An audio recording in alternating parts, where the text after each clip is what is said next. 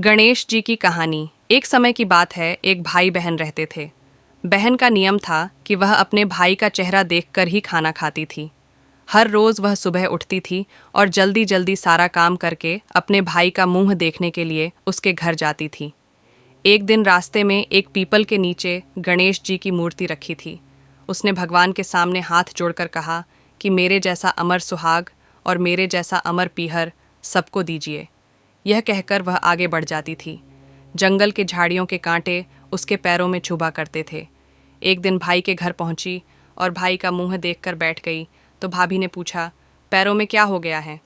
ये सुनकर उसने भाभी को जवाब दिया कि रास्ते में जंगल के झाड़ियों के गिरे हुए कांटे पांव में छुप गए हैं। जब वह वापस अपने घर आई तब भाभी ने अपने पति से कहा कि रास्ते को साफ करवा दो, आपकी बहन के पांव में बहुत सारे कांटे चुभ गए हैं। भाई ने तब कुल्हाड़ी लेकर सारी झाड़ियों को काट कर रास्ता साफ कर दिया, जिससे गणेश जी का स्थान भी वहां से हट गया। यह देखकर भगवान गुस्सा हो गए और उसके भाई के प्राण हर लिए।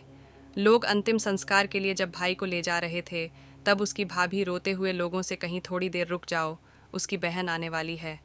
वह अपने भाई का मुंह देखे बिना नहीं रह सकती है, उसका यह नियम है। तब लोगों ने कहा, आज तो देख लेगी पर कल कैसे देखेगी। रोज़ की तरह बहन अपने भाई का मुंह देखने के लिए जंगल में निकली।